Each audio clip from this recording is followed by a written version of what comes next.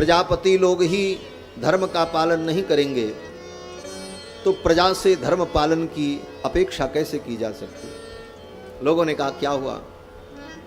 बोले देखो इस शंकर को, मेरे आने पर उठ करके इसने मेरा सम्मान नहीं किया।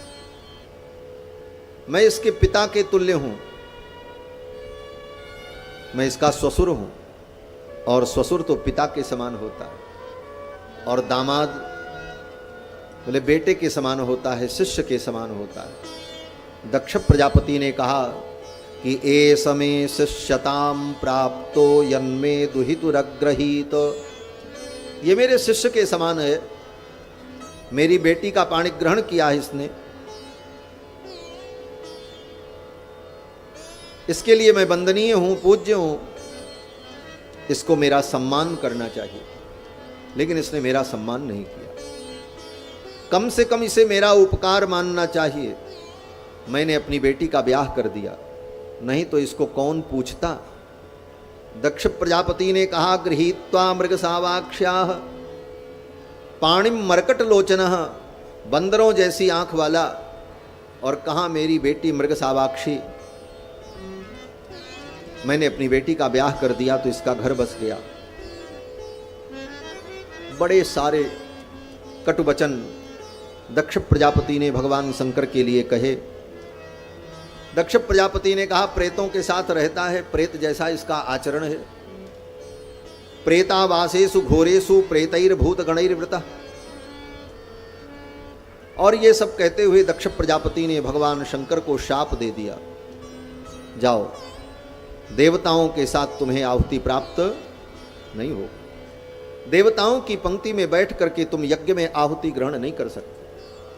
भगवान शंकर कुछ नहीं बोले, लेकिन भगवान शंकर के गणों को अच्छा नहीं लगा, और भगवान शंकर के गणों ने दक्ष प्रजापति को शाप दे दिया, जाओ तुम तत्व ज्ञान से रहित हो जाओ, तुम्हारा तत्व ज्ञान नष्ट हो जाए।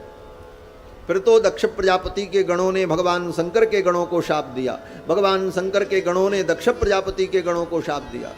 अब तो उत्तर प्रत्युत्तर जब होने लगा तो भगवान शंकर ने देखा अब यहां रुकना ठीक नहीं है, बात बढ़ जाएगी। भगवान शंकर उठ करके चले गए, उनके गण भी उनके साथ चले गए, लेकिन दक्ष प्रजापति के मन में भगवान शिव के प्रति द्वेष भाव बना रहा, और दक्ष प्रजापति ने भगवान शंकर का अपमान करने के लिए एक यज्ञ का आयोजन किया। यज्ञ भगवान की आराधना के लिए, यज्ञ के द्वारा यज्ञ पुरुष की आराधना की जानी चाहिए, न कि अपने अभिमान का पोषण करना चाहिए। यज्ञेन यज्ञमय यंतदेवास्तानि धर्माणि प्रथमान्यास। यज्ञ के द्वारा यज्ञ पुरुष की आराधना यही सृष्टि का प्रथम धर्म है। और जब यज्ञ, ये बड़े बड़े अनुष्ठान अपने अभिमान का पोषण करने के लिए, प्रदर्शन के लिए, किसी को नीचा दिखाने के लिए किया जाता है, तो वह यज्ञ पूर्ण नहीं होता, वो यज्ञ नष्ट हो जाता है। और उस यज्ञ को कोई और नहीं नष्ट करता, भगवान यज्ञ पुरुष ही नष्ट करते। रामायण में 6 यज्ञ का वर्णन है, और 6 यज्ञ में 3 यज्ञ पूरे हुए और 3 नष्ट हुए। रामायण आप सभी लोग पढ़ते हो, श्रीमद् रामचरितमानस। एक यज्ञ श्री दशरथ जी महाराज ने किया, और एक यज्ञ विश्वामित्र जी ने किया, और एक यज्ञ श्री जनक जी ने किया। ये तीनों यज्ञ पूर्ण हुए। दशरथ जी का यज्ञ पूर्ण हुआ। भगत सहित मुनि आहुत दीने प्रगटे अग्नि चरु कर लीने। यज्ञ का वांछित फल प्राप्त हुआ। विश्वामित्र जी ने यज्ञ किया तो स्वयं भगवान यज्ञ पुरुष उनके यज्ञ की रक्षा करते हैं। होम करन लागे मुनिझारी, आप रहे मख की रखवारी। जनक जी ने यज्ञ किया, धनुष यज्ञ, और उनके यज्ञ को पूर्ण करने के लिए यज्ञ पुरुष भगवान स्वयं चल करके जनकपुर गए। धनुष यज्ञ सुनि रघुकुल नाथा, हर्ष चले मुनिवर के साथा। और उसी रामायण में 3 यज्ञ का वर्णन, दक्ष प्रजापति का यज्ञ, रावण का यज्ञ और मेघनाथ का यज्ञ। ये 3 यज्ञ विध्वंस हो गए। रावण के यज्ञ को भगवान के वानरों ने जाकर के विध्वंस कर दिया। मेघनाथ के यज्ञ को भगवान की सेना के वानरों ने जाकर के विध्वंस कर दिया।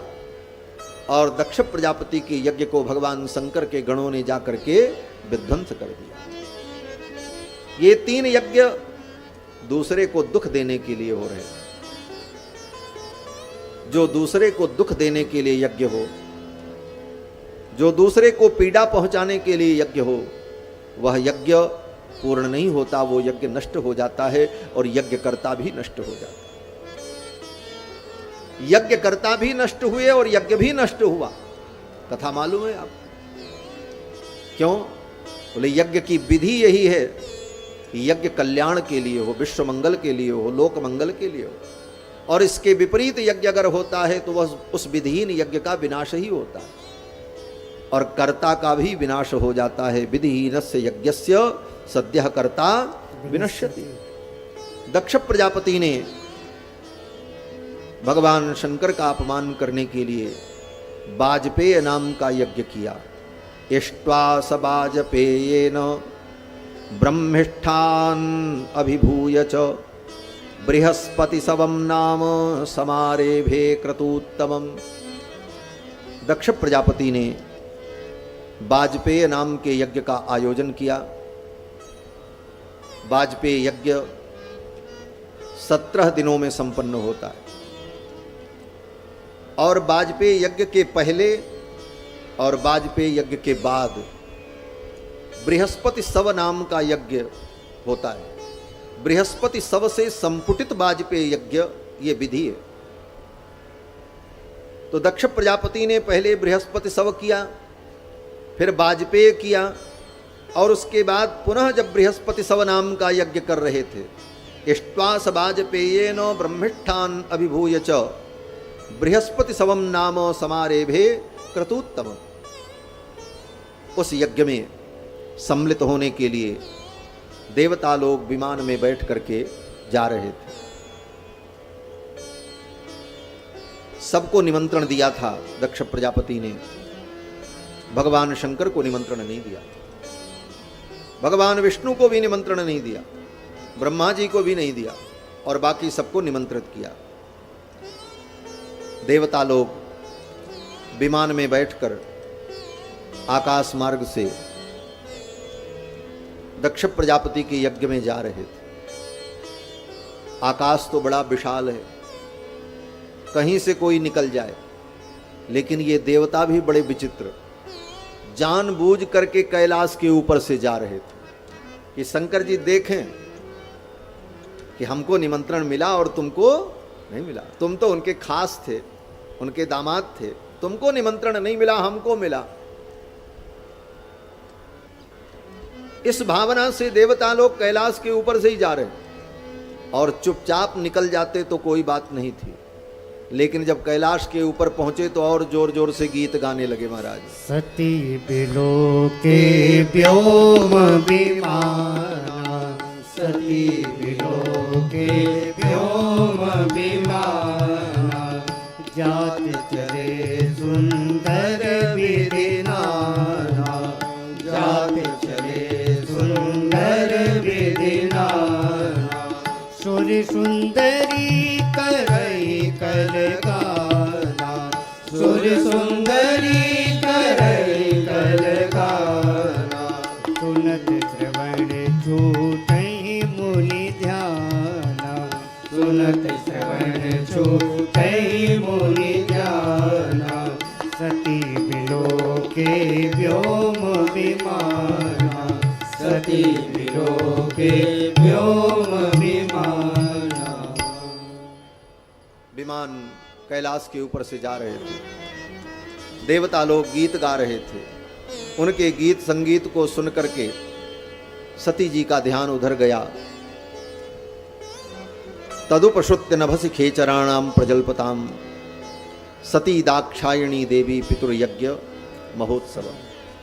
पिता के यज्ञ महोत्सव में जाते हुए उन देवताओं को सती जी ने देखा तो सती जी ने पूछा, नाथ ये विमान कहाँ जा रहे हैं? तो भगवान शंकर ने कहा, देवी आप तो कथा सुनो, ये विमान कहाँ जा रहे हैं इस चक्कर में मत पड़ो, ये तो आकाश है, कितने विमान आएंगे कितने जाएंगे। लेकिन सती जी ने भगवान शंकर से कहा, नहीं आप बताओ ये विमान कहाँ जा रहे हैं।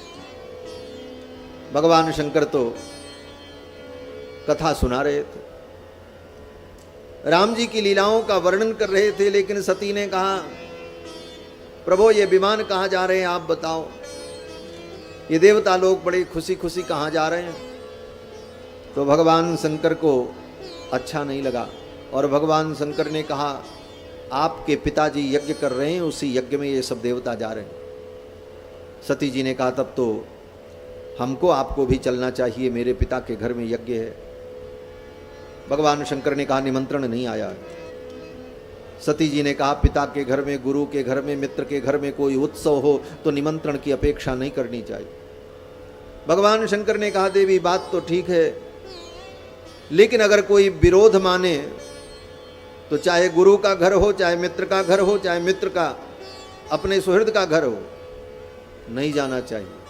क्यों बोले, वहां जाने पर कल्याण नहीं होता।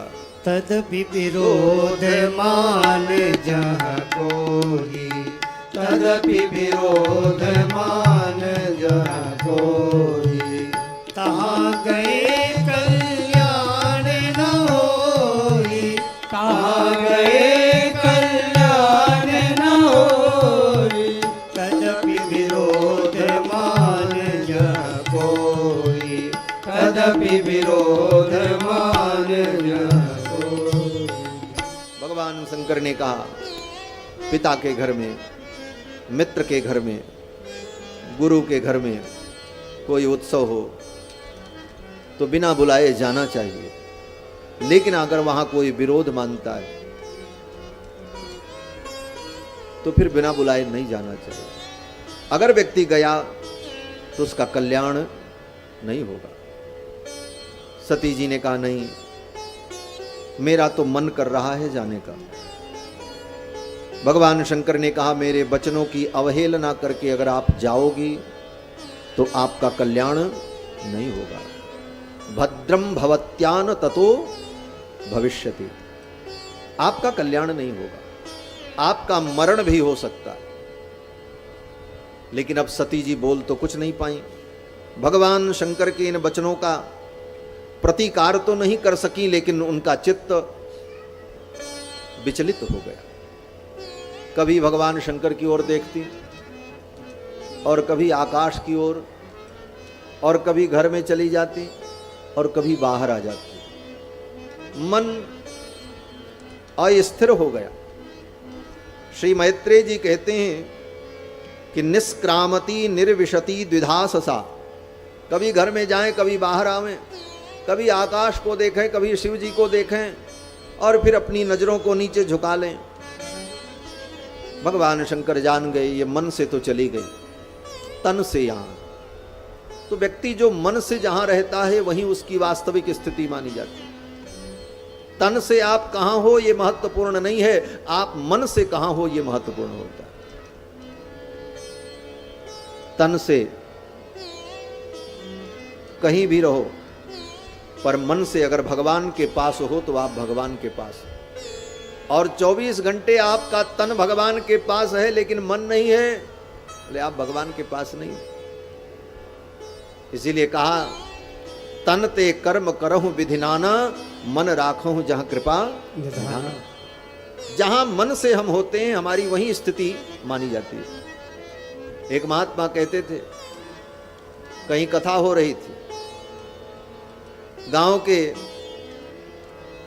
2 किसान थे। उन दोनों किसानों को पता चला कथा हो रही है, मन में हुआ चलो सुनने चलते हैं। तो एक गया कथा सुनने के लिए और दूसरे ने सोचा हम कथा सुनने जाएंगे तो गाय को चारा कौन खिलाएगा, दिन भर चारा काटेंगे तब गाय को खिलाएंगे, गाय का पेट भरेगा। तो बेचारा कथा में नहीं गया, वो चारा काटने में लगा रहा। और दूसरा जो था वो कथा में गया कथा सुनने। जब कथा में पहुंचा तो कथा में बैठा तो था, लेकिन उसका मन लगा था हम तो चले आए कथा सुनने, आज का चारा कैसे होगा, क्या होगा। और यही सोचता रहा, उसका मन तो चारा में लगा रहा, और जो चारा काट रहा था उसका मन लगा था कथा में गए होते तो भगवान की कथा सुनते, तो कथा सुनने का फल उसको प्राप्त हो गया। जो कथा में नहीं गया और जो कथा में पहुंचा उसको कथा का फल प्राप्त नहीं। क्यों बोले? उसका मन तो चारा काटने में लगा था। वो हमारा दूसरा साथी चारा काट लिया होगा, हम तो रह गए, आज हम क्या करेंगे। और उसका मन लगा था कथा में कि मेरा मित्र गया है कथा सुनने, वो तो कथा सुन रहा होगा, हम तो चारा ही काटते रह गए। तो मन से हम जहां होते हैं वास्तव में हमारी स्थिति वहीं होती है। सती जी का मन विचलित हो गया। भगवान शंकर जान गए और भगवान शंकर ने कहा जब इनका मन वहीं लगा है तो अब इनको वहीं भेज देना चाहिए, तन से भी ये वहीं चली जाए। और भगवान शंकर ने नंदी को बुलाया और कहा ले जाओ, इनको इनके पिता के घर पहुंचा दो। नंदीश्वर आए और भगवान शंकर ने कहा इनकी जितनी सामग्री है, उपयोग की वस्तुएं हैं, वो सब इनके साथ विदा कर दो। सती जी ने कहा अरे मैं लौट करके आऊंगी। भगवान शंकर ने कहा ठीक है, लौट के आना तो सब सामान लेके आ जाना, कोई बात नहीं, अभी तो ले जाओ। भगवान शंकर जान गए सती अब जाएंगी तो अब इन्हें लौट करके नहीं आना है, इसलिए इनकी वस्तुएं अगर घर में रहेंगी तो बार बार इनकी स्मृति मुझे आएगी, इसलिए इनकी वस्तुएं भी इनके साथ चली जाए। तो जिस सुख और सारिका को सती जी ने पाल रखा था अपनी क्रीड़ा के लिए, उस सुख सारिका को, कंदुक को, दर्पण, व्यजन, वस्त्र, जितनी वस्तुएं सती के उपयोग की थी उन सारी वस्तुओं को नंदीश्वर के पीठ पर लाद दिया, नंदी पर लाद दिया। और भगवान शंकर ने कहा ले जाओ इनको। वृषेंद्र मारोप्य विटंकिता ययुः। और सती जी अपने पिता के घर आई और पिता के घर जब पहुंची देखा बहुत विशाल यज्ञ का आयोजन था, सब लोग आए थे, सब लोग मिले। केवल प्रेम से अगर कोई मिला तो मां मिली, बाकी सब सती का उपहास कर रहे थे। सती की जो बहनें थीं वो सब सती का उपहास करने लगीं। दक्ष प्रजापति ने भी बहुत कटु वचन कहे, सती जी को अच्छा नहीं लगा और सती जी ने अपने पिता दक्ष प्रजापति से कहा पिताजी आपने सबको निमंत्रण दिया, मेरे स्वामी को भी बुलाते, वो भी आते तो कितना अच्छा होता। तो दक्ष प्रजापति ने कहा उस अघोरी को, चिता की भस्म लगाने वाले उस अघोरी को मैं अपने यज्ञ में बुलाऊंगा, मेरा यज्ञ दूषित हो जाता। तुमको किसने बुलाया, तुम क्यों आई? ऐसे अपमानजनक शब्दों का जब प्रयोग किया दक्ष प्रजापति ने तो सती को बहुत क्रोध आया और सती ने अपने पिता दक्ष को डांटा, हे मंदमती तू मेरे स्वामी की निंदा करता है। पिता मंदमती निंदित तेरी, पिता मंदमती निंदित तेरी, दक्ष शुक्र संभव यह देहि, दक्ष शुक्र संभव यह देहि, दक्ष शुक्र संभव यह देहि। सती ने कहा पिता मंदमती, अपने पिता को मंदमती कहा, मूढ़मती कहा, तू मूढ़मती है, तू मंदमती है। एक बेटी अपने बाप को कह रही, यह सनातन धर्म का आदर्श है। सनातन धर्म की नारी अपने पति के विपरीत अपने पिता के वचन को भी नहीं सुन सकती। यद्यपि पिता उसका पालन पोषण करता है, पिता उसे जन्म देता है, पिता ही योग्य वर ढूंढ करके कन्यादान करके उस वर के चरणों में अपनी कन्या को अर्पित कर देता है। लेकिन ये सब होने के बाद कन्या के लिए उसका पति ही सर्वस्व होता है, और उस पति के विपरीत अगर पिता भी बोले तो भारत की सती नारी अपने पिता को भी मंदमती कहती है। यही भारत का आदर्श है, यही भारतीय नारी का धर्म है। सती ने कहा, पिता मंदमती निंदित ते ही, हे मंदमती तू भगवान शंकर की निंदा करता और शिव निंदक की मैं बेटी कहलाऊं, ये मुझे स्वीकार्य नहीं। लोग मुझे दाक्षायणी कहते हैं, दक्ष की पुत्री कहते हैं, और दक्ष शिव निंदक है, और मैं शिव निंदक की बेटी कहलाऊं, ये मुझे स्वीकार्य नहीं है। इसलिए इस शरीर का ही मैं त्याग कर दूं। यज्ञ मंडप से उत्तर दिशा की ओर जाकर सती भूमि पर बैठ गईं, आचमन किया। स्पृष्ट्वा जलम पीतदुकूल संवृता, आचमन करने के बाद अपने पीतांबर से अपने आंचल से अपने सिर को ढक लिया। निमील्य दृग्योग पथम समाविशत, आंखों को बंद करके सती ने योग किया, ध्यान किया, और योग के द्वारा अपने अंदर अग्नि तत्व का चिंतन किया। और अग्नि तत्व का चिंतन करने पर सती के रोम रोम में अग्नि की ज्वाला प्रकट हो गई, और सती ने उस योग की अग्नि में अपने शरीर को समाप्त कर दिया। ददर्श देहो हतकलमसा सती सद्य प्रज्ज्वाल समाधिजाग्निना, सती ने जब शरीर छोड़ दिया, अब तो दक्ष प्रजापति के यज्ञ में हाहाकार मच गया। अब क्या होगा? सती ने अपने प्राणों का त्याग किया है, और ये भगवान शंकर की प्राण वल्लभा है, और भगवान शंकर प्रलयंकर है। उनके कोप से हमारी कौन रक्षा करेगा? अब तो सब डर गए। यज्ञ के जो आचार्य थे श्री भृगु जी महाराज, उन्होंने मंत्र पढ़ करके दक्षिणाग्नि कुंड में आहुति प्रदान की।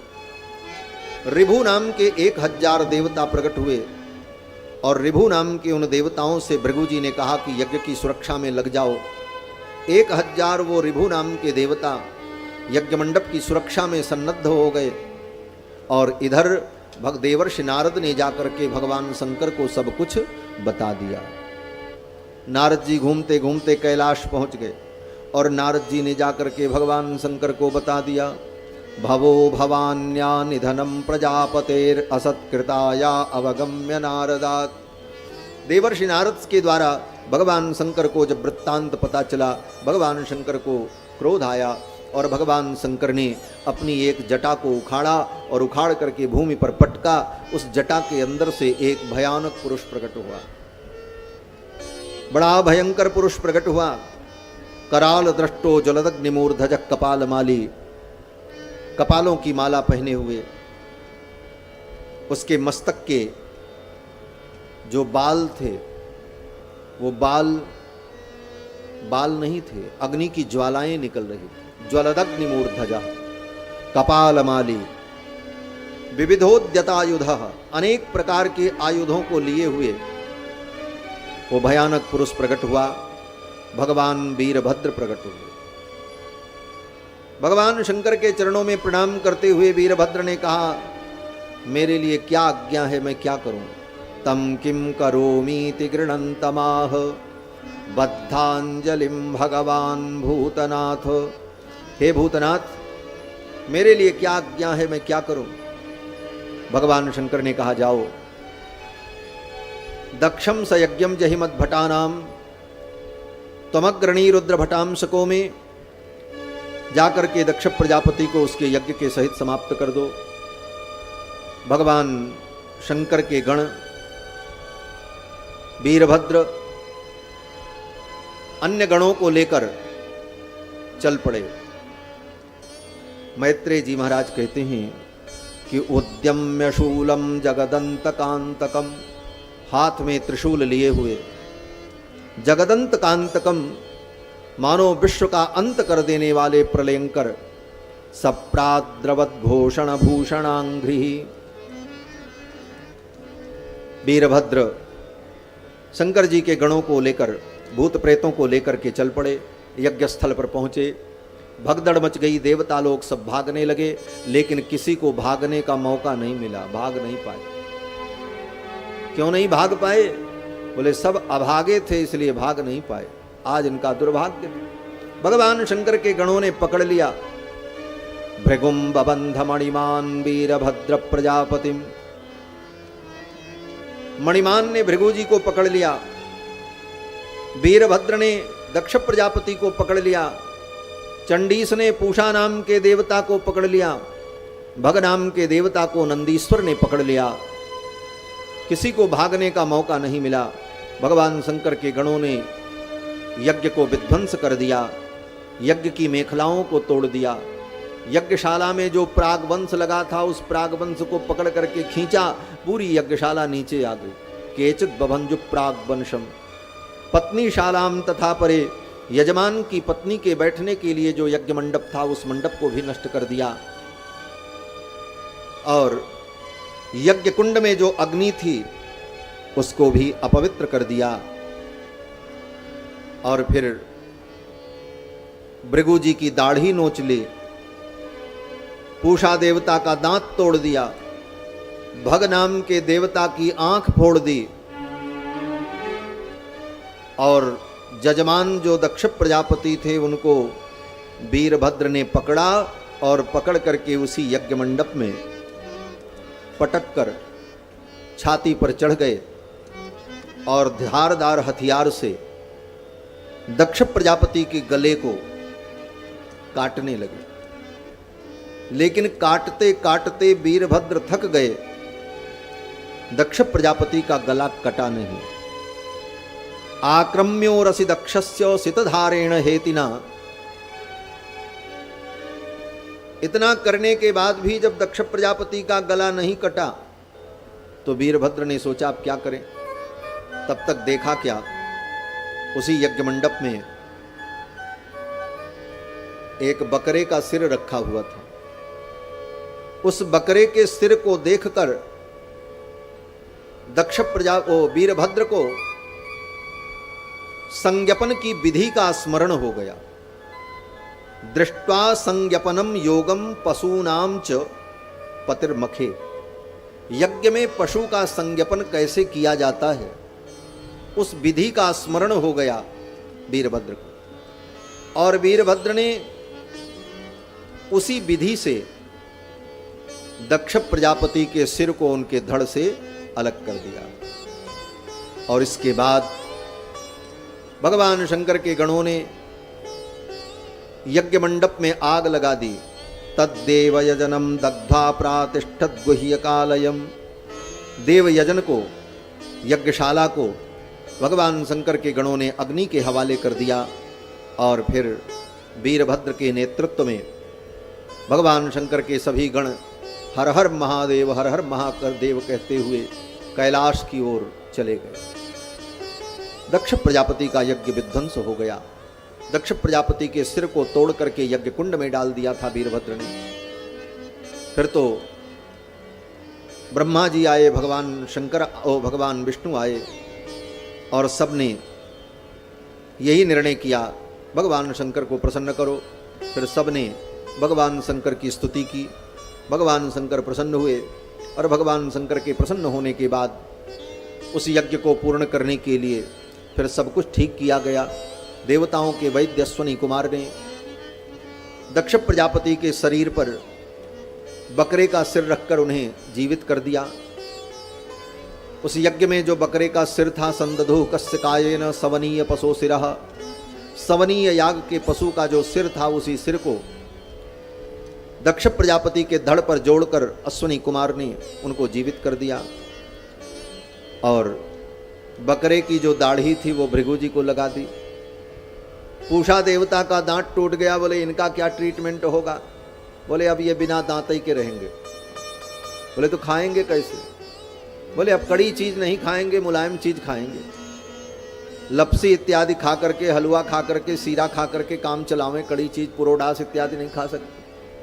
इसीलिए आज भी जब यज्ञ होता है तो यज्ञ में पूषा नाम के देवता के लिए जब आहुति बनाई जाती है तो जौ के आटा का सीरा बना करके आहुति की जाती है, क्योंकि पूषा नाम के देवता का दांत टूट गया था, तो वो अब पुरोडास नहीं खा सकते, पुरोडास बहुत कठोर होता है। और भग नाम के देवता की जो आंख फूट गई, उनके लिए क्या उपाय? बोले अब ये ऐसे ही रहेंगे, सूरदास रहेंगे। बोले तो ये चलेंगे आएंगे जाएंगे कैसे? बोले मित्र नाम के देवता के साथ ये रहें, उन्हीं के सहयोग से इनका काम चलता रहेगा। मित्रस्य त्वा चक्षुषा प्रतीक्षु। और यज्ञ का क्या होगा? तो ब्राह्मणों ने, विद्वानों ने कहा ये यज्ञ जो अधूरा रह गया, इसको पूरा करने के लिए विष्णु देवता के निमित्त त्रिकपाल पुरोडास का यजन किया जाए। वैष्णवम यज्ञ संतत्यै त्रिकपालम द्विजोत्तमाः पुरोडासम निर्वपन वीर संसर्ग शुद्धये। यज्ञ में जो अशुद्धि आ गई, उसके निराकरण के लिए विष्णु देवता के निमित्त 3 कपाल पुरोडास का यजन हुआ और यज्ञ पूर्ण हुआ। भगवान विष्णु यज्ञ पुरुष प्रकट हो गए। ऋषियों ने, देवताओं ने, यजमान ने, लोकपाल ने, गंधर्व ने, सब ने यज्ञ पुरुष परमात्मा की स्तुति की। और फिर भगवान की कृपा से दक्ष प्रजापति का यज्ञ पूर्ण हुआ।